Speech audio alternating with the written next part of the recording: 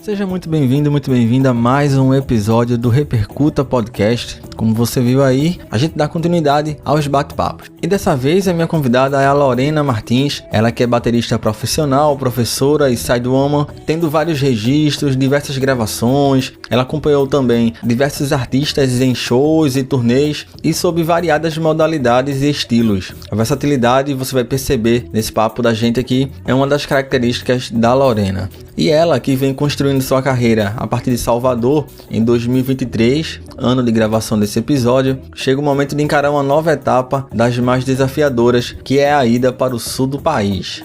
Nesse bate-papo a gente conversa sobre estilo, versatilidade, formação acadêmica, visão de mundo, o mercado da bateria como um todo, as viagens, a rotina da musicista e, claro, histórias de bastidores que não podia faltar aqui no Repercuta. A baterista Ruiva, como é conhecida, na altura da gravação desse episódio, que em 2023 conta com o apoio da Torelli, a The One, a Tecra e também os produtos do David Luthier.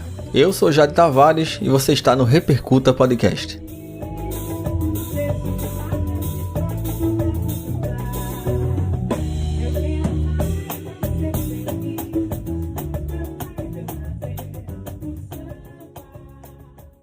Te conheci, na verdade, através de David. Convidei ele para um episódio também, deixar registrado aqui. Foi um dos primeiros episódios com ele também lá atrás. Sim. E aí eu digo, Lorena é uma dos futuros alvos para eu atirar. Bem-vinda, Lorena, e se apresenta para a galera do Repercuta Podcast e fica à vontade. Então, eu quero agradecer também o convite, né? Eu acho massa esse lance de podcast, assim, feito por músico, para músico, enfim, eu acho uma parada bem massa. Então, eu sou Lorena Martins, tenho 29 anos, sou baterista já há 16 anos.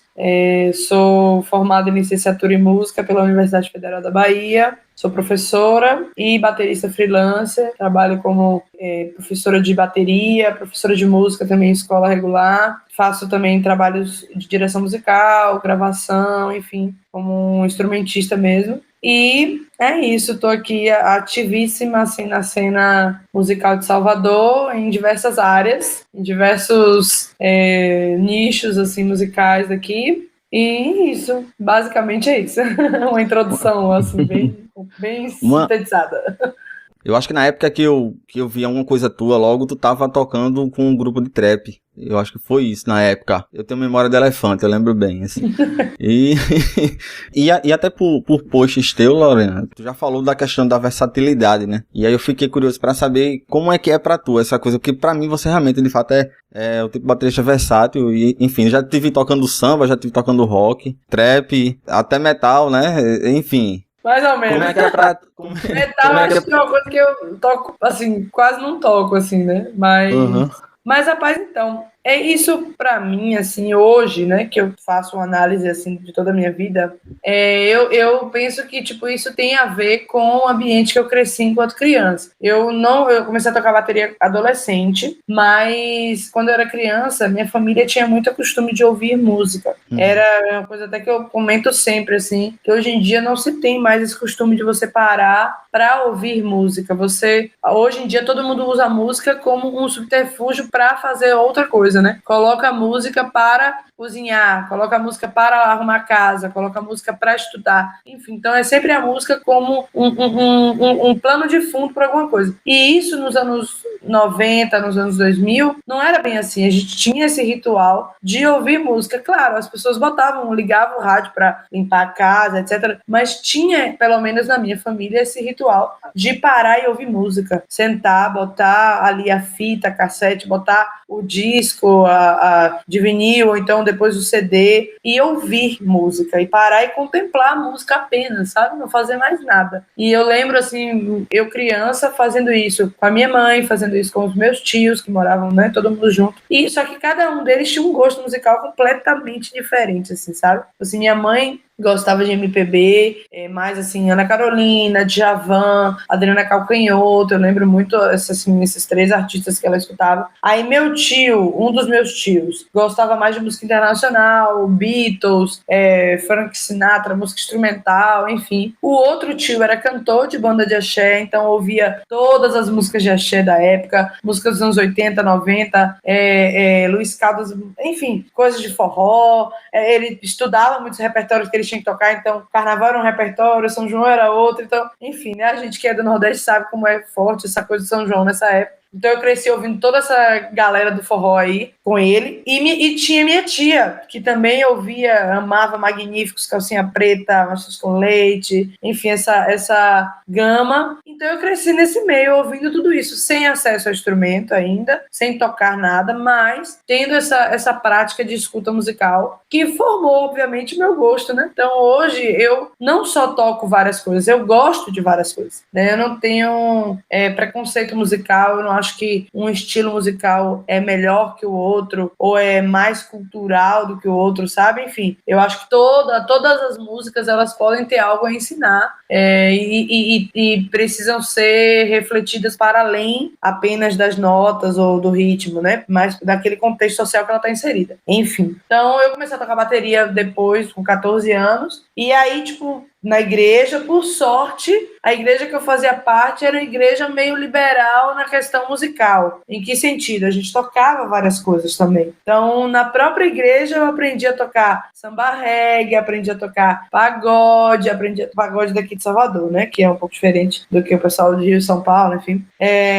Aprendi a tocar forró, rock, pop, balada, reggae, sabe? Tipo, muita coisa eu aprendi a tocar na igreja. Aí o samba, baião, maracatu, etc., eu aprendi mais quando eu entrei no curso de extensão da faculdade, que aí eu tive aula mesmo assim, dos gêneros musicais brasileiros, enfim, aí foi mais específico. Mas eu praticava na igreja, então assim, eu tinha essa liberdade musical de praticar essas coisas e eu não tocava fora da igreja nessa época, eu tocava no ambiente gospel, né, digamos assim. Mas eu tive a oportunidade de praticar todas essas coisas dentro do ambiente gospel, com uma certa limitação, obviamente, porque, né, a igreja ela tem uma limitação musical pela questão cultural, pela questão religiosa, mas eu praticava. E aí, quando eu entrei na faculdade, que eu comecei a conhecer outras pessoas fora do ambiente da igreja, comecei a tocar com outras pessoas e praticar cada vez mais essa diversidade. E aí isso me seguiu até hoje, assim, é inevitável. Eu já fui chamada, assim, para gigs diversos, já toquei sertanejo, já toquei São João, forró, assim, banda de forró mesmo, viajando no interior e tal, já toquei em banda de axé grande, viajando em vários lugares do Brasil. Hoje tem uma banda de rock, aí tem uma banda instrumental que eu faço, que toca jazz, toca samba, enfim. Então, tipo, eu tô nesse lugar aí, sabe? É desafiador, porque as linguagens são diferentes e uma linguagem afeta a outra, inevitavelmente. Isso que eu ia te perguntar, se tu sente essa afetação de um projeto pro outro, sabe? De estar tão imersa em um estilo e para outro, sabe? Isso é desafiador pra caralho, imagina. Eu sinto, e assim, existem épocas, sabe? Tipo assim, por exemplo, quando eu tocava axé, era uma coisa que, assim, a banda tinha muita percussão, então a bateria tinha que ser muita pressão sonora, tinha que ter muita pressão sonora para segurar o tranco de todo mundo. E aí, nessa época, eu descia muito, eu tocava muito forte. Então, quando eu ia tocar coisas que precisavam de um pouco mais de leveza, eu tinha um pouco mais de dificuldade, porque eu tava, sabe, pesando bastante, era bumbo, pé de martelo, assim, sabe, era um negócio bem pesado. E aí eu sentia um pouco mais de dificuldade de segurar a mão quando eu precisava tocar mais leve. Mas em compensação, o rock and roll era tranquilo, descia a mão sem problema. Aí teve uma outra época que eu tava tocando muito jazz, muita música instrumental, muito samba, etc., que é uma outra linguagem. E aí quando eu ia tocar rock and roll, eu sentia que eu precisava me esforçar mais, pensar mais conscientemente em tocar mais forte, sabe? Era um esforço que eu fazia mental e físico para a linguagem estar ali presente. Então tem essas épocas, assim, sabe? E aí, como eu falei, um gênero termina afetando o outro, mas eu vejo tudo como uma construção do meu próprio som mesmo, sabe? Então, afeta, inevitavelmente, mas eu gosto, digamos assim, sabe? Eu gosto dessa desses jogos de afeto de um gênero pro outro, muda a minha forma de tocar, termina mudando minha linguagem e trazendo uma identidade minha só, entendeu? É massa que você falou, porque eu tenho amigos bateristas também que às vezes se queixam de não ter tido a oportunidade de tocar certos ritmos, sabe? Poxa, até eu tô há 10 anos e eu não consegui tocar tal coisa, sabe? Isso é muito massa que tu vai construindo a tua musicalidade mesmo, assim, isso é Exato, e tipo, aplico coisas de uma coisa que eu aprendi em outra coisa, sabe? Tipo assim, no trap mesmo, tinha umas músicas que era uma banda, né, que eu fiz parte, em 2021 eu entrei e em 2022 o rapaz mudou a banda toda e tal, mas foi uma ótima experiência pra mim na época, eu aprendi muita coisa, inclusive conheci o David nessa época, né, o material dele, as coisas, porque fazia muito sentido sonoramente falando pro que eu tava fazendo, e aí, tipo assim, foi uma experiência muito massa pra mim, poder tocar esse novo estilo musical que eu não conhecia. Então eu comecei a ouvir bastante e tal. Só que aí, por exemplo, quando eu tinha oportunidade, tinha uma música mesmo que eu adicionei uma parada de música afro-baiana, dentro do arranjo da música do trap, né? Que era uma clave de um ritmo do candomblé, que se não me engano foi o aguerê. E aí eu adicionei dentro da música do trap lá, porque eu vi que casava a clave junto com o que a gente estava tocando. Então, são coisas que só acontecem porque eu já tocava o outro gênero, entendeu? Então, rola de fazer essa mistura aí. Lorena, nesse sentido, então, fica difícil. Enfim, a gente tá o tempo todo influenciando e sendo influenciado, né? Sim. Então, fica difícil tu descrever algumas referências, alguns bateristas que sejam referências pra tu, por ser tão amplo. Não fica não. Porque aqui em Salvador, assim, eu sempre falo isso quando me perguntam sobre referência, eu sempre falo das minhas referências próximas. Porque, assim, é muito massa, porra, claro, óbvio, por exemplo, Danny Chambers, Vigil Donati, são bateristas grandes e que são referências para muitas pessoas. Mas eu gosto muito de ter minhas referências muito próximas. Então, por exemplo, meus professores, colegas de trabalho que também estão dentro desse aspecto versátil da coisa. Então, tem um baterista aqui em Salvador chamado Beto Martins, que é meu amigo, que eu chamo até ele de primo, né? Porque a gente tem o mesmo sobrenome, mas a gente não é primo. Eu já ia perguntar se é parente. A minha lâmpada já acendeu aqui. Tinha uma época até que eu usava o mesmo user do Instagram que ele. Tipo, ele é Beto Martins BPM, o meu era Lorena Martins BPM, então a galera achava que eu trabalhava com ele, enfim, uma loucura. Mas ele foi meu professor uma época, mas é meu colega, a gente é amigo mesmo de música e é uma pessoa que eu admiro muito justamente porque ele também tem muito essa versatilidade, é um cara que toca muitas coisas e toca muito bem, sabe? Então eu gosto dessa coisa da referência próxima, mas óbvio que a Sara, a baterista, não sei se você conhece a Sara, ela é uma das minhas referências, eu gosto muito do jeito dela tocar. Tem a Madden também, que pra mim é, assim, som de batera, sabe? Eu gosto muito de referências de som de batera e de estilo de tocar. Há um tempo atrás, assim, eu tinha muita referência em Nika, né? Hoje eu curto mais o som dela do que o estilo que ela toca, né? É engraçado isso. Eu gosto mais dos timbres do material dela do que hoje a estética sonora da música que ela faz, entendeu?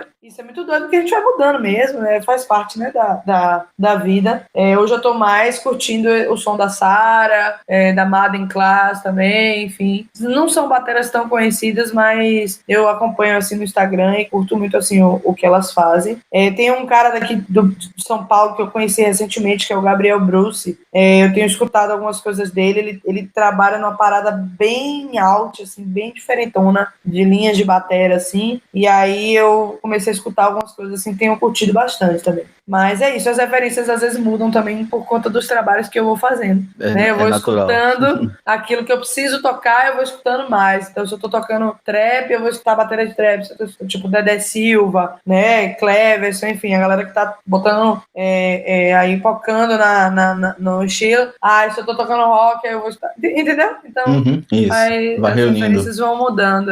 Os tijolinhos ali guardando. Eu acho massa quando eu pergunto aos convidados, convidadas, quando alguém diz assim, não, me influencia alguém tão próximo, assim, eu acho massa, assim, tipo, foi meu pai, foi meu professor, que é muito mais, assim, tipo, é muito mais fácil, entre aspas, né? Você admirar o cara que tá lá em cima. E muitas vezes você absorve muito pouco do cara, você só tá ali naquela, assim, vira uma entidade, né? Mas você consegue tirar de um cara que tá do teu lado ali. Isso é massa, isso é foda. Eu gosto, eu sempre gostei, assim, não sei se é porque eu cresci no ambiente da igreja e na época não podia essas coisas do mundo, né? A música do mundo, essa coisa toda. Eu não sei se isso afetou essa minha forma de ver, porque realmente quando eu comecei a tocar a bateria na igreja, me referência era meu professor e pronto. Eu não tinha, sabe? Conhecia pouco, enfim. Não sei se isso afetou, mas hoje eu tenho esse leque, assim, que eu consigo observar com mais claridade, assim, com mais clareza, essa galera, assim, que hoje eu escuto, assim, eu gosto muito disso aqui, vou levar pra mim, sabe? Enfim. Quando fica molhada, rápido e fácil.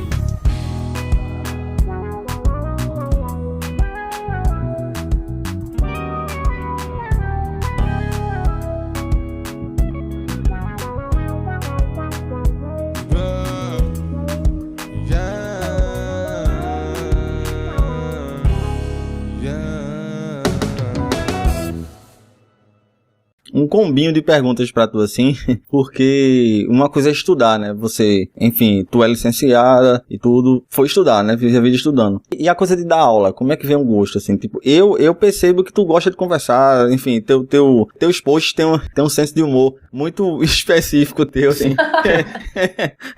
Eu sou essa pessoa.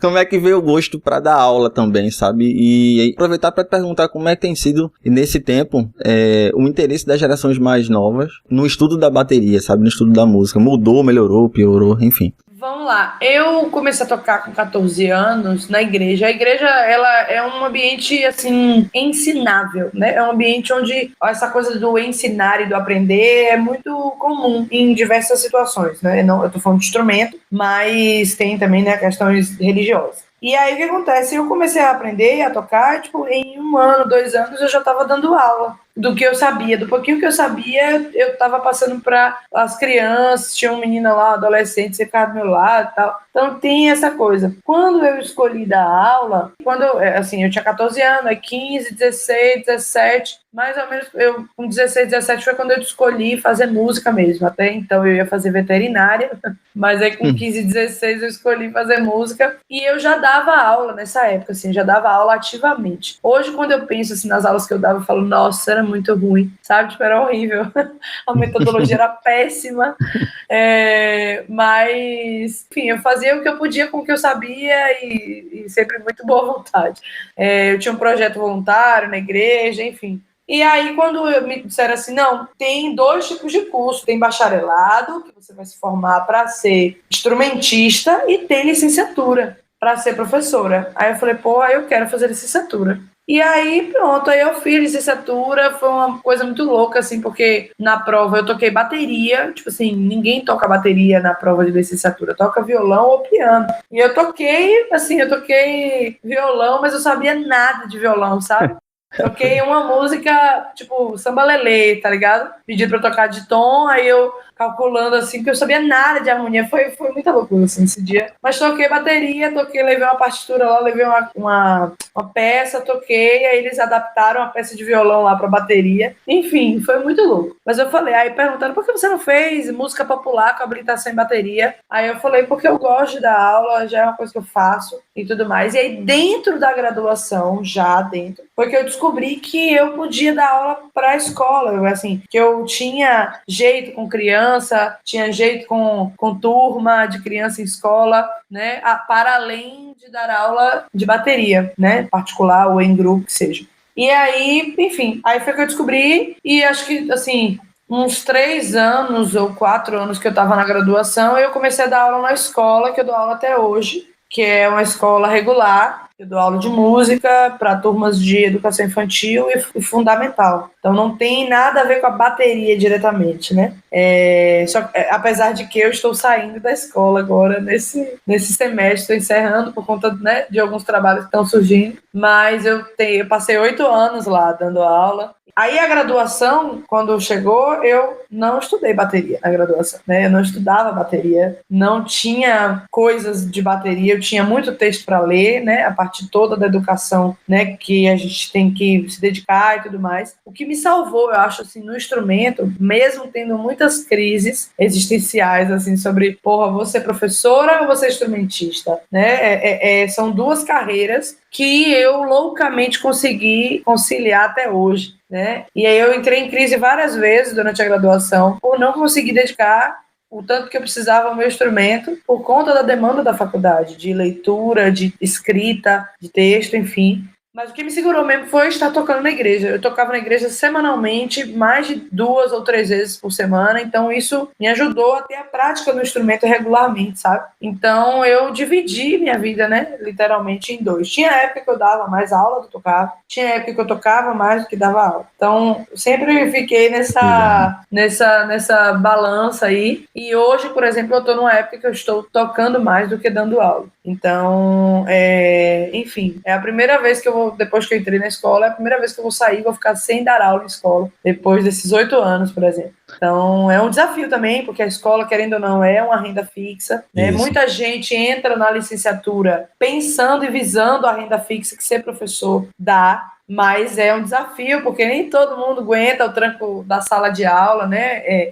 E olha que eu dou aula em escola particular, né? A escola pública ainda tem outros desafios. E nem todo mundo aguenta esse tranco, né? Quando entra na graduação e já recebe na caixa dos peitos a quantidade de coisa que tem que ler, que tem que produzir, escrever, artigo, tal, isso já é um choque de realidade para o músico que só tá tocando, sabe? Assim, isso é bem chocante mesmo. Mas eu consegui, de alguma forma, não me pergunte como, eu consegui equilibrar essa minha vida aí, mas eu tô agora realmente focando mais na Lorena, baterista, instrumentista, diretora musical, produtora, enfim, hoje eu tô nesse rolê mais do que nas aulas. Estou com as aulas particulares de bateria, mas a escola vai ficar um pouquinho agora em segundo, terceiro plano, para eu focar nesse rolê. Tu tem quantos anos de formada já, Lorena? Eu formei em 2018. A gente é mais ou menos contemporâneo, assim, a gente tem mais ou menos, tu toca há 16 anos, eu também há 16, a gente é mais ou menos da mesma geração, a gente é. Sim, você aprendeu a tocar na igreja, não? Eu não toquei em igreja, engraçado, né? Duas escolas, digamos assim, eu não passei por elas, que é a igreja e os barzinhos na noite. Nenhum nem outro, assim. Eu, lá no início, comecei a tocar numa escola que tem até próximo de onde eu moro até hoje, escola pública, e tinha aula de final de semana, assim, e foi onde eu comecei, sabe? Aí depois ainda fiz um tempo na escola de artes, que é uma escola de artes que tem aqui em Recife também. E aí foi quando eu passei no vestibular pra comunicação, que eu sempre amo as duas, assim, eu adoro as duas coisas, comunicação e música. Por isso que existe o Repercuta, sabe? Porque é meio que unir as duas coisas, sabe? Sim. E aí fui tocar com bandas independentes, tudo. Voltei a estudar particular também um tempo, mas ficou nessa coisa de mais tocando, depois mais estudando, sabe?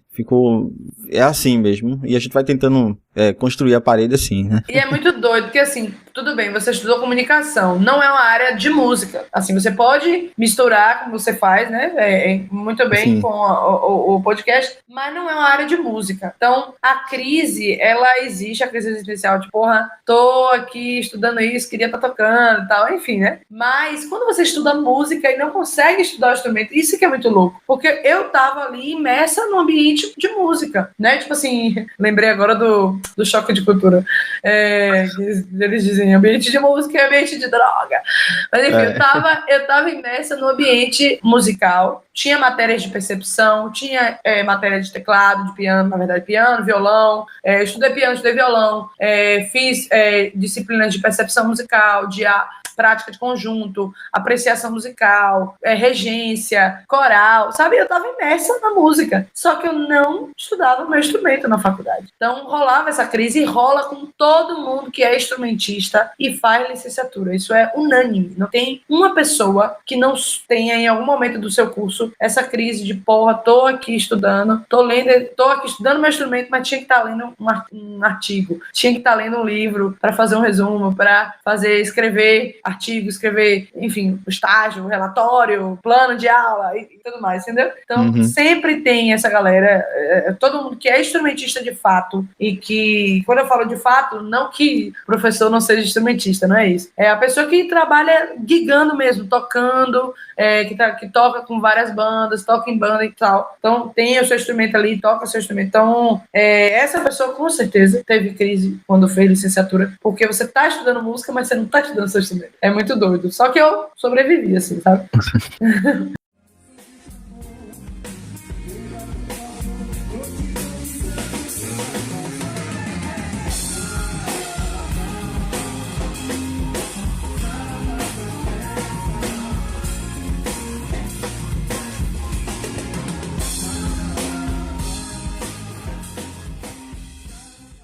Eu quero passar agora para a parte dos shows da Lorena musicista, da Lorena mais baterista, gigando.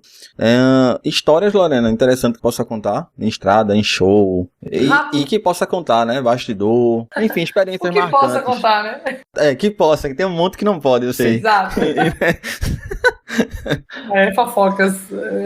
Rapaz, a música, eu sempre digo assim, pra mim é tudo na minha vida. É tudo, porque é onde eu fiz muitos amigos profundos, é onde eu encontro refúgio quando eu tô triste, é onde eu encontro alegria, é onde eu compartilho minha alegria, é onde eu compartilho amor, sabe? Tipo assim, quando eu tô com raiva, a música, ela tá presente em tudo na minha vida. É minha forma de pagar minhas contas, minha forma de comer, minha forma de fazer amigos, de realizar sonhos, de viajar, enfim. Então, com certeza eu tenho inúmeros momentos marcantes, bons, ruins, né? Com situações, assim, catastróficas. Já aconteceu de, tipo assim, eu ver artistas de muito perto, assim, por estar ali naquele show, né? Tipo, você está tocando no mesmo palco de grandes artistas. Recentemente até eu fiz um show, abertura para o show de Nando Reis, assim. E isso foi incrível, porque ele faz um show foda, assim, eu não sei nem se pode xingar.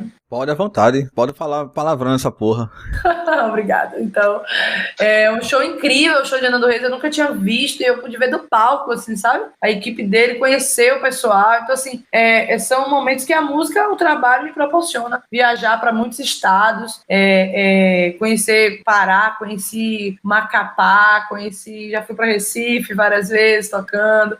Enfim, viajar o interior afora, conhecer pessoas diferentes, sabe? Culturas, isso é muito rico. E isso a música faz pela gente. Mas já teve situações engraçadas da gente chegar para tocar e engraçadas assim. Hoje são engraçadas, né? Mas você ri depois, depois de muito tempo, você tá rindo agora. Exato. Na hora. Sim. Na hora foi meio caótico, assim, já aconteceu de eu estar em casa de show fechada e tacaram em spray de pimenta e aí vim todo no palco, uma confusão e todo mundo sair desesperado, com a mão na cara. Já aconteceu da gente fazer um show, começar a fazer, assim, chegou na cidade fazer um show, tava atrasado, ficou esperando dentro do ônibus e aí acabou o show da banda anterior, a gente subiu, botou as coisas, quando começamos a tocar, tipo, em 20 minutos o show acabou, porque a polícia disse que ia embora, que já tinha dado o horário dela, e aí quem ia ficar em show aberto ao público na praça da cidade sem policiamento, não existe. Então o show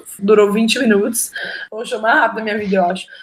Mas enfim, assim, já fiz muita coisa, assim, muito perrengue, sabe? Tipo, viajar 17 horas pra Fortaleza, fazer um show e voltar 17 horas. Essa rota de Fortaleza de ônibus, tu saiu de Salvador pra Fortaleza? Mais ainda, eu fiz de Recife pra Fortaleza, que tá mais perto. Quantas e eu morri, deu 12 horas. 12 horas? Caramba.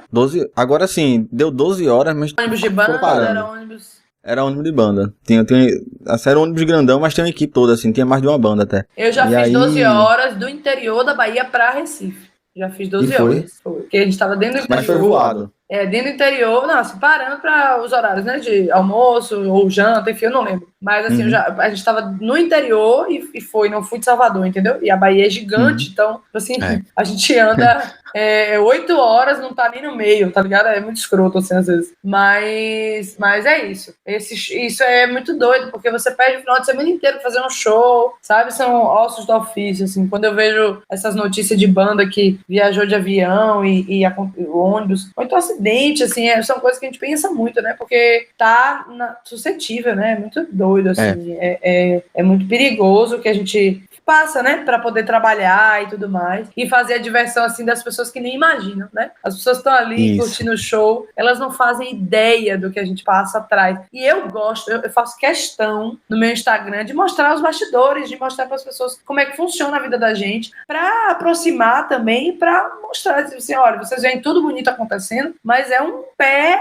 Assim, não vou falar isso, mas assim, é um absurdo, sabe, o que acontece por trás, às vezes, pra coisa sair ali bonita, pra vocês curtirem. Enfim, às vezes pra sair criticando, falando mal, ai, que tá uma bosta, isso e aquilo, que atrasou, às vezes acho que a culpa do atraso é do artista, enfim. Eu sempre faço questão de mostrar tudo. Com a rede social a gente tem essa possibilidade, né? Um dos motivos pelo qual eu te chamei também por conta disso, a tua abordagem é muito verdadeira, assim, muito sincera, enfim, de como acontece. E pé no chão pra caramba, não tem aquela coisa do glamour de ficar... Massa. Não iludo ninguém, venha, pode ir, mas é barril.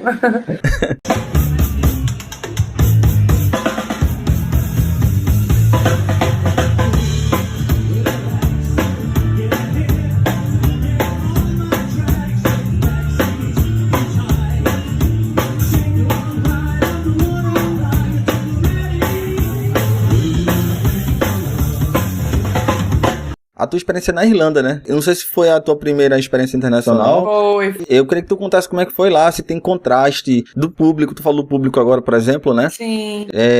Como é que foi por lá? Vamos lá. Então, essa viagem que eu fiz pra Irlanda foi uma viagem mista. Em que sentido?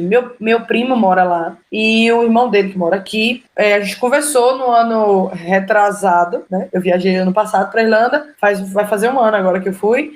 Então, no ano retrasado, no final do ano retrasado, a gente falou, bora. E aí, tipo assim, começamos a juntar as coisas, né, pra conseguir ir. Nesse meio termo, eu fui tentando conhecer músicos de lá, para fechar possíveis shows ou fazer tocar com pessoas lá. Então eu não fui com nenhuma banda, eu fui sozinha, entre aspas, e aí pude tocar lá. Eu conheci um bar onde rolava uma jam session, e aí dentro da programação que a gente tinha feito de turistar, né, na cidade, etc., eu consegui encaixar esses shows, essas apresentações, essas jam sessions. Inclusive no dia anterior à minha partida, a gente fez tipo um encerramento lá, o pessoal muito bacana. Eu conheci um baterista lá que era o organizador da Jam Session. É engraçado isso, que eu conheço vários bateristas que organizam Jam Session. Eu acho que são os mais carentes, assim, parece que a gente sente uma necessidade de tocar, né? Eu acho que não podemos tocar em casa e aí a gente vai e monta uma Jam Session. O tanto de baterista que eu conheço faz Jam Session, sabe? Não tá no gibi. E aí, do outro lado do oceano, conheci um baterista que fazia uma Jam Session. Muita gente boa, o Rio. Ele é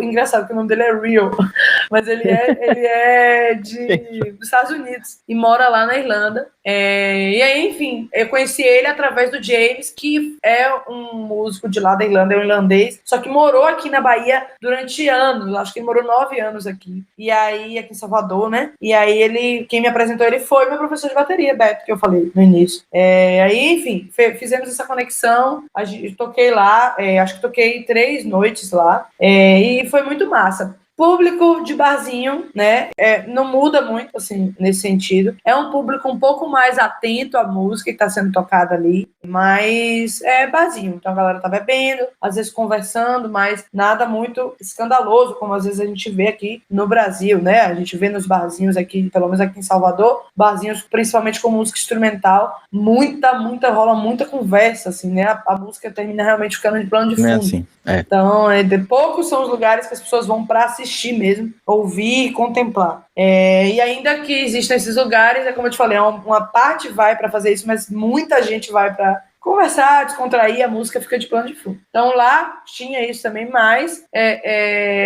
tinha um público um pouco mais atento, assim. Mas em relação aos músicos, é muito doido como a música ela é uma linguagem universal, né? A música, o fazer musical, ele é universal. Eu não falo inglês direito, mas a gente se comunicava musicalmente falando. Isso é muito louco, é muito bom, porque é muito bom você ter essa experiência de tocar, enfim, sem falar a língua, mas ali tocando e se comunicando e aí conversando musicalmente com outra pessoa que não fala a sua língua. Isso é muito doido, sabe? Mas rolou e foi bem legal. E aí é isso, assim, tipo, conheci músicos brasileiros que moram lá, né, que, tipo, vivem de música, outros trabalham com outras coisas e tocam também. Inclusive, um rapaz, um baixista daqui de Salvador também, conheci. E foi massa, assim, mantenho contato na rede social, pretendo voltar lá, só não sei quando ainda, mas pretendo voltar lá. E é isso, é uma experiência muito marcante, assim, eu toquei samba lá com o pessoal, assim, que massa, misturado, véio. Toquei, que eles amam, né, mais que nada, eles são apaixonados por essa música. Quando o tecladista irlandês, assim, quando eu falei pra ele que a gente ia tocar Mais Que Nada, ele falou, eu amo essa música, ele ficou em êxtase, assim. Tem até um vídeo no meu Instagram tocando, tem hora que mostra ele tá super feliz, assim, tocando. E aí, tipo assim, a galera entra em êxtase, assim, com a música brasileira, isso é muito bonito, assim, porque a nossa música é incrível, sabe? É incrível. E, infelizmente, ela nasceu com muitas bases tristes, né? Através da escravidão, através de exploração de povos, enfim. Mas a nossa música, a nossa cultura musical, ela é incrível. Desde o samba, o funk, a música nordestina, como um todo, a música do norte, é tudo muito rico, a gente não tem ideia. A gente só tem ideia quando a gente chega em outro lugar e toca, e que as pessoas ficam, velho, eu não sei tocar isso, sabe? Não consigo tocar isso. É difícil, é uma linguagem pra gente é muito comum, mas pra eles é incrível, sabe? E a gente só valoriza quando o outro valoriza. É muito doido isso, né? Esse contraste é até um choque do que a gente já tem aqui de bagagem, a gente parece que não sente, né? Parece que tá dopado, assim, parece que tá anestesiado, não sente. Isso, exato. Né? Que tem isso tudo, de peso, de história, de importância. Tá dentro da nossa realidade, né? E aí a gente não isso tá muito imerso. Tanto.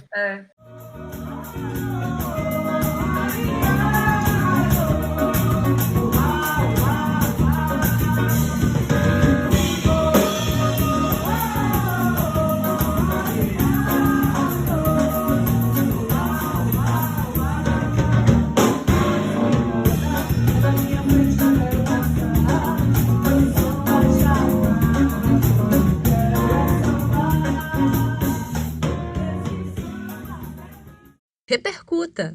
A gente falou agora do que passou, né? Vamos aproveitar para falar do agora, como é que tá nesse momento agora. É um registro do agora, né? Esse episódio do Repercuta tá sendo gravado em junho de 23, para quem tá no futuro ouvindo a gente. Sim. Qual é o momento da Lorena agora? Tu já adiantou que tá saindo da escola, né? Vai se afastar um pouco da questão das aulas. O que é que tá rolando agora? Eu gosto do podcast porque ele é uma mídia atemporal, né? E é muito massa que você pode escutar qualquer época da vida, né? Obviamente com o recorte daquele contexto, né? Enfim, eu ouço às vezes episódios da pandemia e é muito doido, assim, né? Mas enfim, vamos lá. Hoje, exatamente 19 de junho de 2023. Viajante no tempo.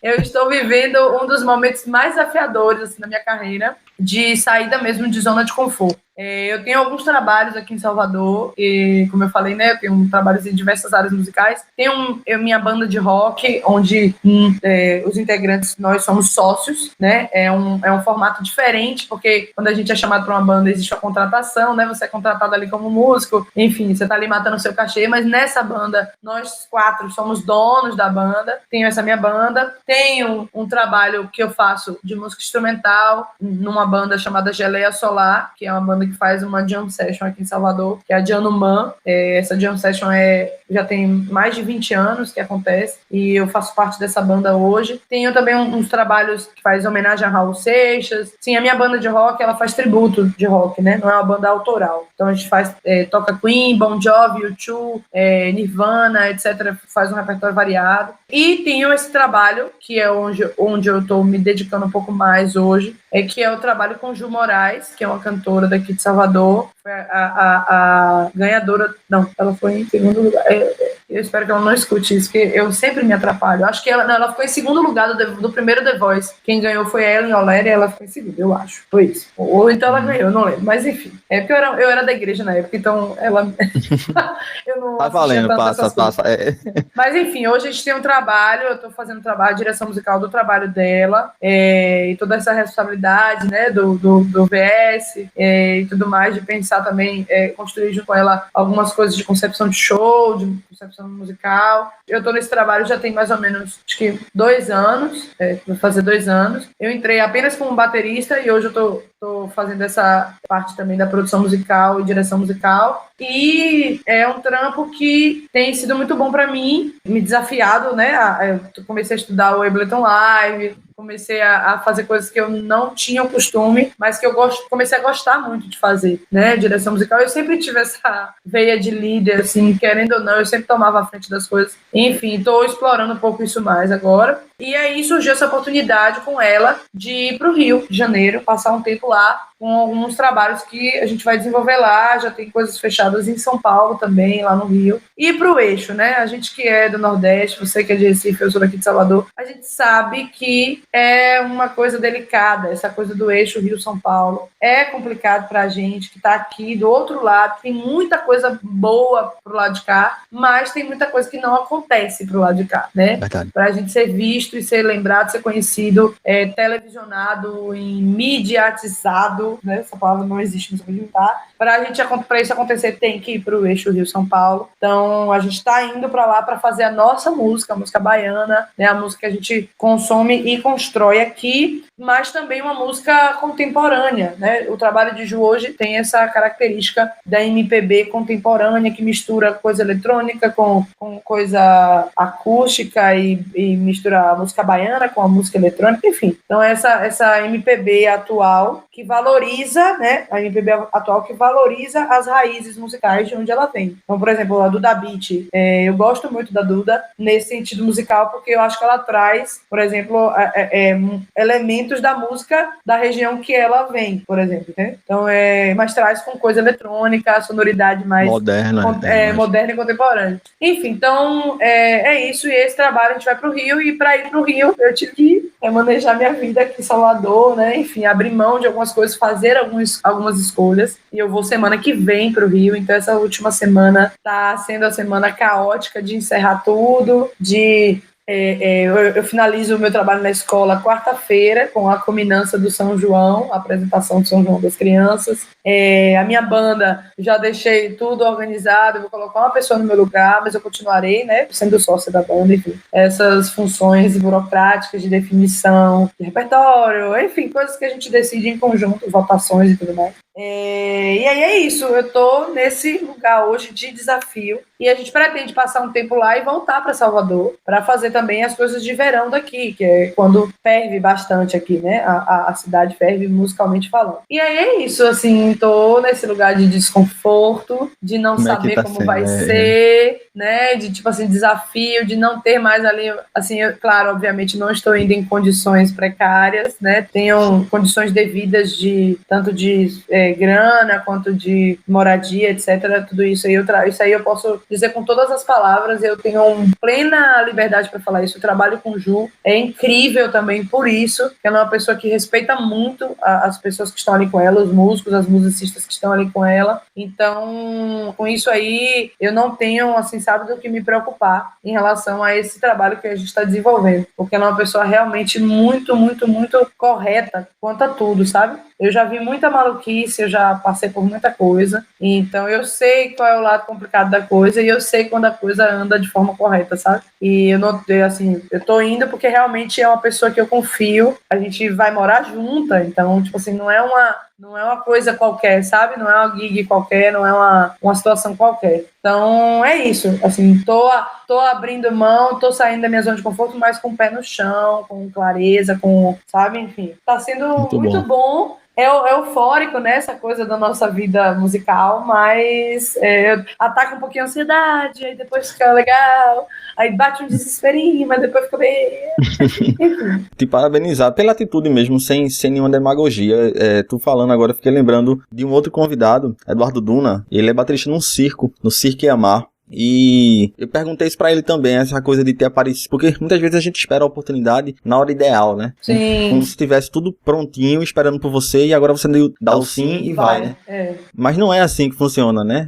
Muitas vezes a oportunidade vem assim, de supetão, e aí? Vai ou não vai? Eu tenho uma amiga minha que ela diz assim, que a oportunidade é um cavalo selado, passando, correndo na sua porta. Tipo assim, você tem que montar e ir, sabe? Tipo assim, senão você passa e já foi. E tipo assim, essa essa viagem para mim foi isso, porque eu estava me programando para sair da escola já, para me dedicar a esses projetos. Estava me programando, mas eu estava pensando assim, no final do ano eu saio, e aí, né, eu encerro o ano, pererei, parará, e aí, de repente, blau, minha vida virou de cabeça para baixo. E surgiu essa oportunidade, eu falei, velho, vai ser agora, sacou? Não vai ser no final do ano, não vai ser agora. E a escola ficou desesperada, ficou assim, ai, meu Deus, eu não acredito, tal, não sei o quê, enfim, tentando convencer, não, você vai, passa 2 meses, quando você voltar, você volta. Eu falei, gente, eu não tenho certeza ainda, eu não sei como é que vai ser, não tem nem passagem de volta comprada ainda, não posso garantir nada, então, por favor, não faça isso comigo. Mas boa, aí, boa. Enfim, é porque assim, né, eu fico feliz desse sentimento, apesar das pessoas estarem tristes, eu fico feliz porque isso demonstra que as pessoas gostam do meu trabalho, né, gostam do trabalho que eu desenvolvi ali naquele ambiente, e isso, assim, faz um carinho, né, no nosso ego, faz um carinho a gente fica orgulhoso mesmo. Sim, isso, é verdade. Tem que ter um pouco disso também. Isso. E aí, enfim, vale a pena. A gente pensou assim, pô, valeu a pena, né? Esse tempo todo de estudo que eu me dediquei. Então, é isso. Aí eu tô nessa situação aí mesmo, de aproveitar a oportunidade. Se eu não estiver errado, Lorena, a banda, aliás, tá deixando registrado aqui também, que eu já vi post teu também, da Ju também, no Jan Numan, né? E a energia daquilo ali, velho, pô. Um dia eu quero conhecer ainda. Ir lá é muito massa. É muito massa. Ju é uma coisa, Janumã é outra. Ju é uma coisa e Janumã é outra. Então, sim. Coisa diferente. O Janumã. Pra deixar claro quem estiver ouvindo. Sim. O Janumã é o evento. Eu esqueci o nome do lugar, Lorena. Como é que é o nome do lugar? É no MAN mesmo, no Museu de Arte Moderna. Isso, no Solar do Inhão. Solar do Inhão, é como é conhecido também. Isso, olha aqui, o cabo aqui nunca foi em Salvador. falando, escorregando aqui. Isso, é no MAN, que é claro, é óbvio. Não, mas é porque tem gente que chama de Solar do Inhão. Tem também esse nome. Mas no Museu de Arte Moderna rola essa jam. Antes rolava todo final de semana e agora rola uma vez por mês, enfim. E é massa, é muito massa. E a banda da Ju, se eu não estiver errado, ela é formada apenas por mulheres, né? Vamos lá. É uma confusão que todo mundo faz, é normal. Vamos lá. Ju, ela tem a Sambaiana, que é um grupo de samba só de mulheres. Ela é uma das integrantes do Sambaiana. E tem o grupo dela, que ela montou para fazer a carreira solo dela, que ela tem um trabalho solo, né? Enfim. Que neste grupo tem um rapaz.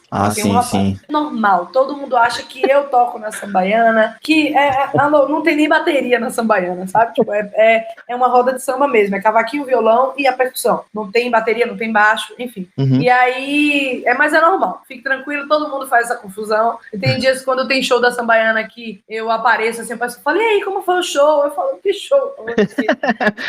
É normal. Mas aí, o que acontece? Pra complicar, brincadeira, mas pra confundir mais ainda as pessoas, Ju tá fazendo essa banda que vai pro Rio, comigo, que sou da banda dela, e 2 meninas que são da Sambaiana. Então ela juntou os 2 projetos, e aí agora realmente a gente tá com uma banda só de mulheres, que eu faço parte, que é como se fosse uma versão 2.0, digamos, sabe? Do trabalho dela, porque mistura com a Sambaiana, enfim. Entendi. A gente tá nesse rolê hoje, realmente. Ela tem um grupo da Sambaiana que inclusive, lançou música nova agora, dia 12 de junho, Dia dos Namorados, lançou música nova, são minhas amigas todas. Vão ter próximas músicas agora, se eu não me engano, em julho lança uma, em agosto lança mais uma, em setembro lança outra, e essas próximas 3 eu participei da composição também. Então, a gente fez como é que eu posso dizer? É tipo não foi intercâmbio não, mas a gente fez uma tarde, assim, uma imersão de composição, assim, e aí a gente compôs essas 3 músicas que já foram gravadas e vão ser lançadas nos próximos meses, já que a gente vai estar no Rio, né, a banda não vai poder fazer show aqui, e aí tem esse conteúdo aí pra lançar, como diz as meninas, é um marketing de escassez, né, pra quando voltar a gente poder fazer esses shows aí com essas músicas novas todas. E aí é isso, aí tipo, tamo com ela misturou esses 2 projetos pra montar lá pro Rio.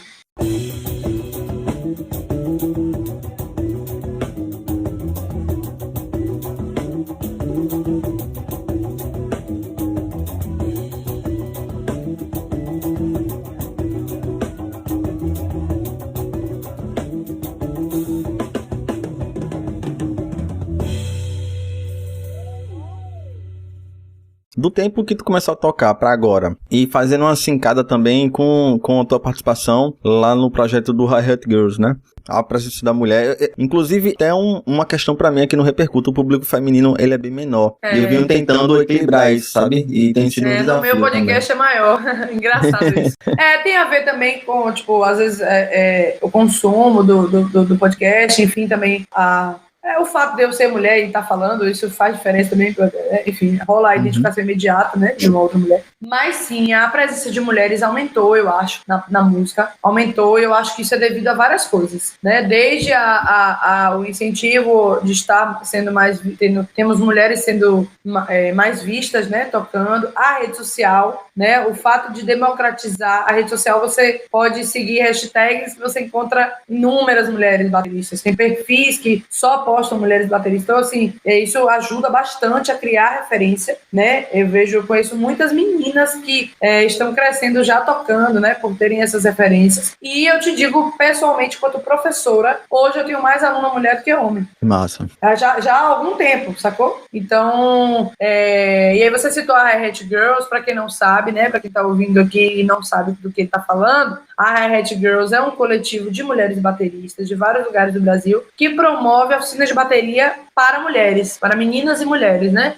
E de forma gratuita, com o intuito mesmo de promover o ensino do instrumento, que é visto muitas vezes como instrumento masculino, para as mulheres, né? Promover esse primeiro contato, essa abertura, para que as mulheres tenham a oportunidade de saber se elas querem ou não tocar aquilo, se elas têm aptidão ou não, sabe? Se tem interesse ou não. Porque, socialmente falando, não é uma coisa comum, né? Não é uma coisa que os pais olhem para a filha e pensem, essa vai ser baterista, né? Não olham para o filho e pensam, esse vai ser músico. Quanto mais para a mulher, sabe? Então, a gente quer diminuir esse recorte, por isso que as oficinas são gratuitas. A gente tenta inscrever sempre em projetos de editais, etc., para ter um retorno financeiro, mas nem sempre a gente tem, então a gente conta realmente com parceiros, marcas parceiras, estúdios parceiros, porque é completamente voluntariado, né? Quando a gente não consegue inscrever no edital, a gente que é instrutora, eu sou instrutora aqui em Salvador, a gente não ganha nada, né? Então é realmente um projeto que a gente entende a importância de promover esse ensino para outras mulheres, né? De diminuir e encurtar essa distância da mulher com a bateria, né? E isso é muito doido, porque eu já ouvi inúmeras vezes, até hoje eu escuto, depois de terminar um show, ou durante o show, as mulheres olham para mim e falam,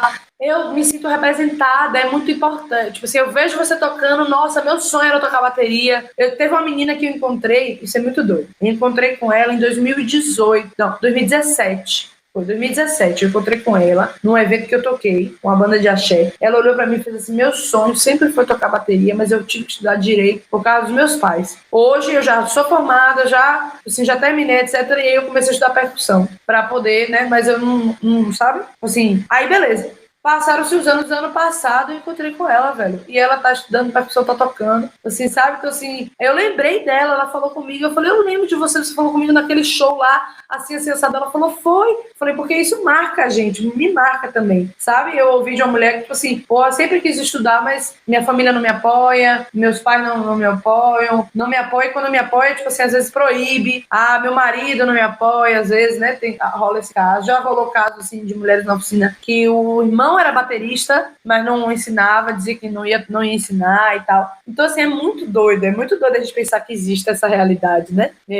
Mas existe. Então, a gente tenta encurtar mesmo. E eu ouço todo show, as mulheres vêm falar comigo, você me empoderou, assim, eu ver você tocando, sabe? Me deu força, assim, pra fazer o que eu quiser. E tipo, é muito doido, como eu tô ali apenas trabalhando, mas pelo fato de não ter tantas mulheres, não ser comum ainda, é um motivo de força e tudo mais, sabe? Então, meu sonho, de verdade, é que seja comum. Seja comum a presença da mulher no palco seja tão comum quanto é a do homem, sabe? Que não seja uma coisa extraordinária ter uma baterista tocando, que não seja uma coisa extraordinária ter, sabe, instrumentista, ter uma banda só de mulheres, porque não é extraordinário uma banda só com homens, entende? Exato. Então, meu sonho é esse, assim. Mas enquanto ainda não é possível, eu vou bater na tecla, vou reclamar, vou questionar. Quando eu ver uma line-up de um evento, só vai ter homem, eu vou questionar, porque a gente é 51% da população.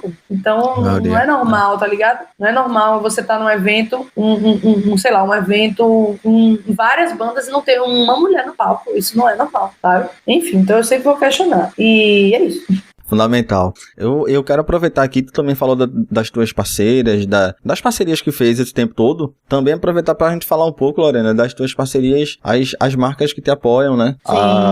As tuas parcerias que tu construiu até agora, e também é uma forma de tu falar um pouco do teu set também, eu gosto de trazer isso pra cá pro Repercuta, porque é aquela coisa de compartilhar a cozinha, assim, tipo, eu arrumo a minha de um jeito, como é que tu arruma a tua, sabe? E só pra reforçar aqui, tu fica à vontade pra descrever a tua história, Lorena, com as marcas, a The One na bateria, né? A Torelli, o David, que eu já falei, né? Que tem episódio aqui no Repercuta também, e a Tecra. Até fiquei curioso que tu é uma das poucas da minha bolha, assim, que toca com baqueta de fibra de carbono, achei marcha, sabe? Isso. Enfim, fica à vontade, pô.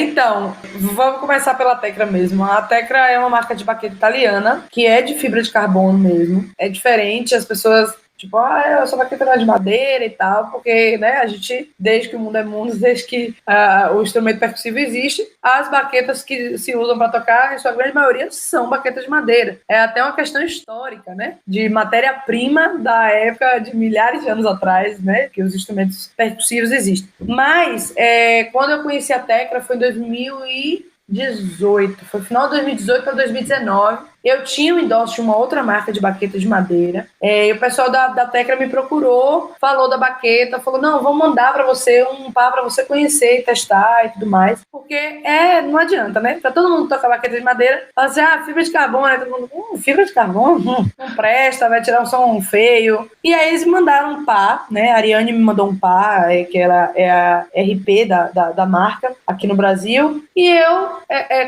depois que terminou meu endosso, eu comecei a usar, assim, terminou o contrato, né, com a marca. Na verdade, eu fazia uns testes tocando, obviamente, sem publicar, né, porque é uma coisa muito importante para quem trabalha com endosso, com marca, é se preocupar com o conteúdo que você produz para aquela marca, sabe? Mas, enfim, aí eu falo disso daqui a pouco. E aí, o que acontece? Eu ia testando nos plays, nas tocadas, assim, alternando, né? E aí eu fui conhecendo, me surpreendeu mesmo, porque a Tecra em específico, né? E aí eu só posso falar pela Tecra, porque existem outras baquetas de fibra de carbono no mercado, outras marcas, mas eu só posso falar pela Tecra. A Tecra, ela não é maciça, ela é uma baqueta oca. Isso significa que a densidade dela é diferente de uma baqueta de fibra de carbono que é maciça. Por que eu estou dizendo isso? Porque todo mundo, quando eu falo que eu uso a Tecra, que é uma fibra de carbono, que é uma baqueta de fibra de carbono, todo mundo fala, mas tem aqui uma outra marca, e fala o nome da outra marca, que eu já toquei com essa outra marca e eu sei que essa baqueta da outra marca é maciça. Eu não sei se eles continuaram fazendo baqueta maciça, mas a experiência é diferente. É diferente, a densidade da baqueta vira outra, o rebote fica outro. E aí a Tecra, ela é oca. Eu vou te mostrar aqui. Vocês não vão ver porque vocês só estão me ouvindo. Mas é uma baqueta oca. Ela tem um furinho, tá vendo? Ela é oca por dentro mesmo. Esse furinho é até o final dela e eu descobri isso quando ela quebrou. Só que a minha quebrou depois de 11 meses de uso. Caralho. Que é o carro-chefe da baqueta de fibra de carbono. É a durabilidade dela. Mas e o som nos tambores? Não muda o som nos pratos? Vamos lá. Baqueta de madeira. Se a gente tem uma baqueta de jatobá, uma baqueta ícoro e uma baqueta marfim, elas têm sons diferentes. Exatamente. São madeiras diferentes, vão tirar sons diferentes da bateria. Não dá para esperar que uma baqueta de fibra de carbono tenha o mesmo som de uma baqueta de madeira. É um som diferente. Porém, por que não? Eu sempre pergunto isso, né? Assim, é um som diferente, mas a gente está acostumado sempre a ouvir o som de baqueta de madeira. E por isso a gente está acostumado a ouvir o som de baqueta de madeira. A gente vai estranhar o som, principalmente dos pratos. Eu acho que onde mais ela se aparece, assim, digamos, a fibra de carbono, é nos pratos. Porém, é um outro timbre, sabe? Tipo assim... Exato, tem outro ingrediente ali. Isso, exato, entendeu? Tipo assim, como diz Beto, ele uma vez me falou isso, eu acho que ele não sei nem se ele lembra. Ele falou assim, todo timbre, nenhum timbre se joga fora. Isso. Nenhum timbre você joga fora. Você só precisa saber onde usar ele e como usar. E aí, falando de set, terminou que o som de baqueta de madeira de baqueta de fibra de carbono, especialmente o som da tecra, se tornou parte do meu set. Então, hoje, o som que eu tenho, o som que eu tiro dos meus pratos em gravação, em shows, etc., é o som da minha baqueta, do meu kit de pratos, e da minha baqueta no meu kit de pratos. Entendeu? É a tua assinatura, né? Faz parte da Exato, tua... exato. Perfeito. E eu amo, eu sou louca, isso aí não tem quem me faça, assim, o som do aro das minhas baquetas. O som do aro na caixa é incrível, eu sou apaixonada. Todo mundo fala, quando eu toco, assim, que ouve, fala, velho, que som de aro lindo, sabe? Aí junta não só as baquetas da tecla, mas o aro da iCash, da D1, que é a minha bateria, né? A bateria que eu uso é da D1, é uma marca criada pela Sonotec, né? Que distribui também a Gretsch, enfim. Inclusive, é uma das referências da D1, é a Gretsch, mas hoje em dia a D1 está crescendo, é uma marca que é jovem, né? Eu dizia, quando eu entrei na marca em 2018, eu dizia que era uma marca nova, mas hoje eu digo que é uma marca jovem, porque já está conseguindo se estabilizar no mercado, ser conhecida, já tem um público bastante conhecido. E a minha bateria, eu tenho 2 baterias da D1, uma enorme, bumbo de 22, surdo, tom de 10, 12, 14, 16 os surdos, enfim. E tem uma menorzinha, bumbo de 18, tom de 10, surdo de 14, caixa de 13, né? Eu gosto dessa, justamente por conta da minha versatilidade, né? Dos meus trabalhos. Eu preciso ter um material que atenda mais ou menos a esses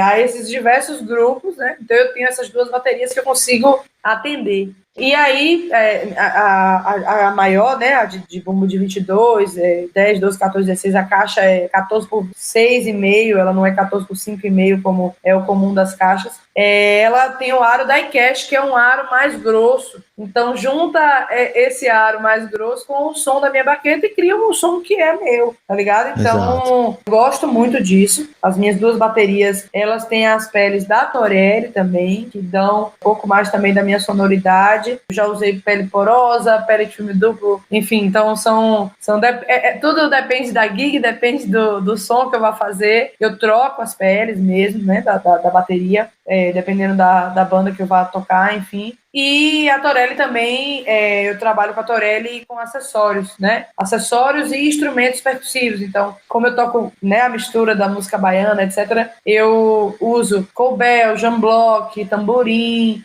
tudo isso acoplado ao meu set. E também efeitos como low pitch, né, que é a segunda pele que você bota em cima da caixa ou do surdo para fazer um som mais grave, um som de caixa como se fosse uma caixa processada, né, eletronicamente. Enfim, então a Torelli, a gente tem desenvolvido esse trabalho, também como eu trabalho com carrom e efeitos, enfim, eu também trabalho com a Torelli nesse sentido. E o David, que acho que foi o meu patrocínio mais recente, a gente fechou essa parceria mais recentemente, eu também tenho efeitos sonoros construídos por ele, né? Claps, stacks, enfim, eu uso bastante coisa assim, acoplei também nas gigs que eu trabalho, a sonoridade das coisas que ele constrói, e sempre é muito bem-vindo, assim, a galera curte muito. Então, e fazendo trap, né, como eu estava fazendo antes, agora eu não estou fazendo mais trap mesmo, mas eu estou fazendo coisa eletrônica, então acaba fazendo parte mesmo do meu set. E aí é isso, assim, por conta das marcas, assim, que eu, obviamente, sou muito grata em trabalhar com elas, assim, a minha relação é incrível com todas elas, mesmo a Tecra, por exemplo, sendo do outro lado do oceano, né, na Itália, o pessoal manda e-mail em inglês, o contrato é realmente internacional, mas mesmo assim a relação é muito tranquila. E eu também, sem falsa modéstia, eu tenho um pensamento muito mercadológico da coisa, sabe? Eu, enquanto instrumentista, se a marca me tem ali como representante dela, artístico, não é representante artístico no sentido de ser artista da marca, eu entendo a minha responsabilidade em carregar a marca, em saber o que eu estou usando, né? Conhecer o meu instrumento, falar dele, falar das coisas que eu uso, difundir mesmo o conhecimento daquilo que eu estou usando, né? Eu não sou, sei lá, Devo Eco ou sei lá, quem quer que seja, que apenas de eu usar o instrumento, todo mundo vai ficar louco, querendo comprar, querendo usar. porque eu sou a referência maior, porém eu consigo ser a referência em algumas situações menores. As pessoas me perguntam, me pedem opinião. Várias pessoas já compraram baquetas da Tecla, coisas da Torelli Low Pitch, acessórios da Torelli, coisas com o David, acessórios da bateria da Juan, pedal da Juan, enfim, várias pessoas já compraram por indicação minha. E eu acho que isso é importante. O músico que é endorser, ele tem que entender isso. Ele não vai ser vendedor da marca, ele não é essa função, mas é você conhecer o seu material, poder falar dele e divulgar, né? Tipo assim, falar. E eu tento muito fazer isso, trazer isso no meu perfil do Instagram, enfim, difundir esse conhecimento. E é importante para as marcas, é uma via de mão dupla, porque endorse é uma coisa que todo mundo quer. Todo mundo quer endorse. A gente sabe, né, que a galera, é muito bom, você ter ali sua foto no site da marca, ter ali a relação, né, assim, ter o material. Meus endorses hoje são quase todos 100%, a bateria é 100%, as baquetas são 100%. A Torelli, a gente tem uma parceria que não é 100%, porque a Torelli tem a Bauer também, que é uma outra empresa. Isso. Então, eu sou endorse da Torelli. Então, coisas que são fabricação dividida, eu pago percentual de fabricação apenas. Então, assim, que também já é muito bom, assim, né, dentro da parceria que a gente tem. Mas o David também. O David, eu conheci o David comprando o material dele, depois que a gente fechou a parceria. Então, enfim. Então, assim, hoje em dia todo mundo quer o endorse, mas todo mundo só quer o endorse, sabe?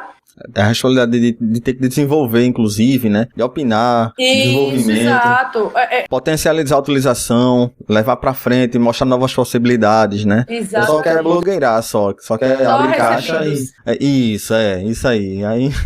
Então, assim, eu uma vez eu dei uma entrevista, assim, numa live, na época da pandemia, e aí quando eu falei, o cara perguntou sobre a Tecra, e eu falei tudo que eu sabia, assim, da marca, porque eu estudei, assim, quando eu comecei a conhecer, eu estudei mesmo, eu fui no site, li, até eu sabia, assim, até outro dia, os centímetros das baquetas. A louca, assim, né? Eu sabia cada série, os centímetros. Você relaciona mesmo com aquilo. Muito bom. Exato. E aí, quando eu terminei, o cara falou, rapaz, foi a melhor explicação de um material que eu já recebi na minha vida, assim. Deu vontade de ter todas as baquetas só porque você tá falando aqui. Então, eu acho que é isso. O músico, ele tem que entender, eu sei que o seu público, muitos são de músicos, ele tem que entender que é uma relação mercadológica. A marca quer você para vender também. Você sabe? Tipo assim, você tem o benefício de ter ali o material sem o custo financeiro, porém o seu custo é o seu trabalho enquanto divulgação, enquanto representante ali da marca, enfim. Então, cuidado. Porque assim, eu falo isso porque tem muita gente pilantra. A galera é ridículo. Chega a ser ridículo a galera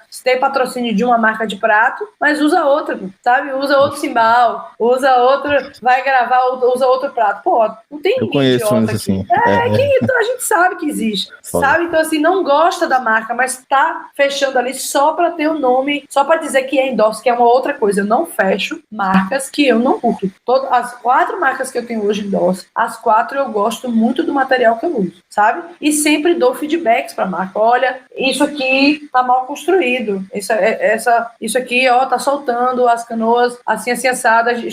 Eu falo isso abertamente porque a gente não tem problema com isso. A Juan teve um problema com uma fabricação de canoas. Então as pessoas vinham falar comigo, pô, eu tive problema. Aí eu falava, não, tipo, vamos, eu vou passar o contato, você pode resolver e tal com a marca. E depois a pessoa resolvia, conseguia fazer a troca. Foi um problema num lote de fabricação, que as canoas vieram ruins. Tipo, era assim, a gente trocava, não dava um show, tava quebrada, sabe? Canoa de bumbo, canoa caixa. E a marca, assim, a relação que eu tenho com a Juan é fantástica, assim, os caras são o Norton, o Danilo, com quem eu resolvo esses BOs, assim, de material.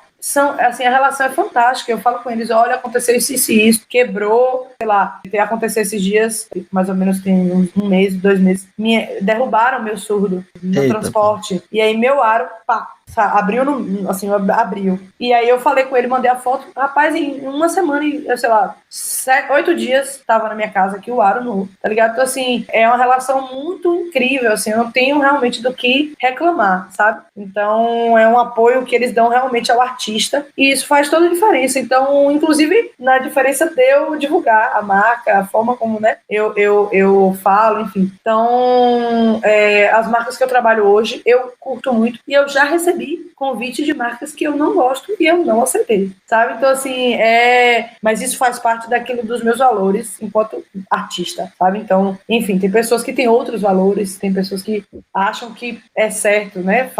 Você fechar o endosso com a marca, dizer que usa, mas na hora na gravação ali deixa escapar que tá usando, na verdade, outra marca, sabe? Tipo assim, eu, obviamente, por ser baterista, eu não levo a minha bateria para todos os lugares, inclusive a própria marca entende isso, que eu não sou, sei lá, funk, né, do Jota Quest, eu não sou Alexandre Poussin, eu não sou bateristas extremamente famosos que onde chegar vai dizer assim, eu quero a bateria tal e vai ter a bateria tal, ou então o contratante paga todos os excessos de bagagem para eu levar toda a minha bateria. Ainda não cheguei nesse nível, então mas vai chegar. vou chegar, espero. Porque é muito bom tocar com o material da gente, né, é outra coisa. Mas aí, por exemplo, quando eu toco em outros materiais, eu não fico divulgando, não fico fazendo vídeo divulgando, sabe? Enfim, então é ter o bom senso mesmo enquanto artista da marca. Enfim, eu acho que é um assunto importante, assim, pra gente falar pros músicos, né? Enfim, falo demais, viu? Não, fala porque tem... O bom é quem fala muito tem do que falar, né? O problema é quem fala e não diz nada. Você deixar, né?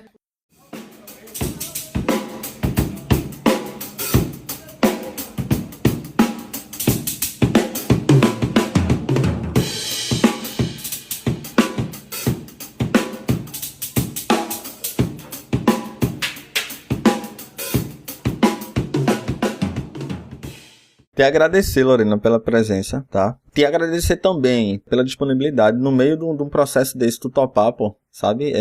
Trocar uma ideia aqui, sentar, tá com a cabeça a mil, tenho certeza disso. Mas é isso, é muito doido. Uma última coisa que eu queria saber de tu, já que a gente tá na podosfera, a gente tá num podcast, o teu podcast, né? Como é que teve a ideia de fazer? Pensamentos da baterista ruiva, né? Isso, Enfim, como é que foi a ideia de fazer o podcast? Vocês não estão me vendo, mas eu tenho um cabelo ruivo que é pintado, eu assumi essa personalidade ruiva, mas eu acho que eu não saio mais dessa cor de cabelo nunca mais. Eu achava que tu era ruiva mesmo. Todo mundo... Eu fui ver o teu canal no YouTube, aí tem vídeos de 10 anos atrás, né? Sim, eu loira. Né? Loira, cabelo preto e tal. Eu achei ela, não é ruiva não, quem é essa aqui? Quem é essa aqui? Exato.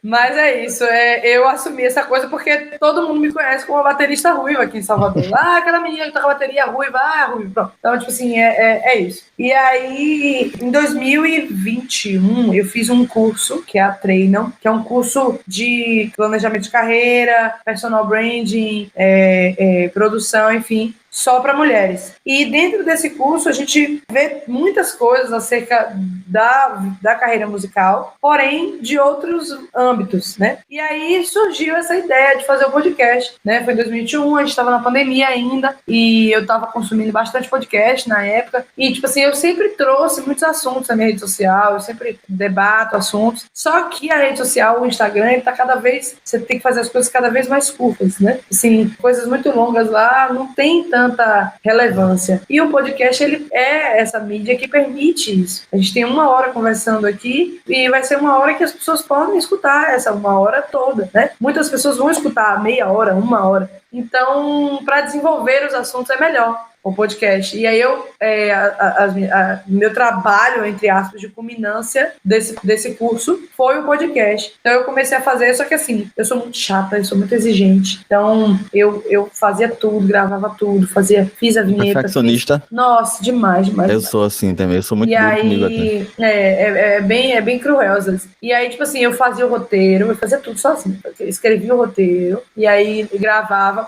Meu podcast é um pouco diferente do seu, né? Eu faço sozinha, então são episódios mais curtos, tem 15, 20 minutos, enfim. E aí eu escrevia, desenvolvi um roteiro sobre o assunto que eu queria falar, que eram reflexões minhas acerca do mercado musical, da vivência musical, né? Enfim, então tem coisas engraçadas. Tipo assim, tem um episódio que é sobre músicas que são arranjos muito parecidos, tem um episódio que eu conto tretas musicais, aí convido pessoas gravaram áudio pra mim, eu boto no podcast, ou então leio as histórias, enfim. E aí são mídias atemporais. Eu tive que dar uma pausa, porque a vida cobrou, assim, precisava pagar os boletos, a coisa apertou e o podcast não era uma renda para mim, embora me desse bastante trabalho.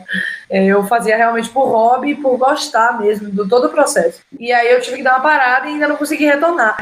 Eu tô com vários roteiros escritos e ainda não consegui retornar. Talvez agora no Rio eu consiga, porque como eu vou estar lá e não vou ter todas as demandas que eu tenho aqui em Salvador, a demanda que eu vou ter lá é de trabalho único e exclusivo de lá, é muito provável que eu consiga retornar, mas então vocês estão escutando aqui meu podcast, se chama Lorenices, pensamentos da baterista ruiva. Porque são minhas lorenices mesmo, a minha maluquice que eu fico matutando na minha cabeça e compartilho um pouquinho lá. Esse período no Rio aí era massa, né? Seria massa tu fazer tipo um entre aspas, diário, sabe? Da coisa. Isso, assim. Exato.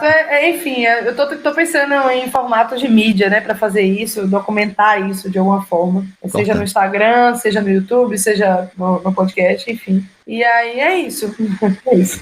Galera, essa foi Lorena Martins aqui no Repercuta Podcast. Satisfação demais ter recebido, Lorena, mais uma vez. E se quiser deixar o último recado pra galera aí, fica à vontade, tá? Muito obrigado. Rapaz, eu que agradeço a oportunidade, né? Já vi que muita gente bacana já participou, né?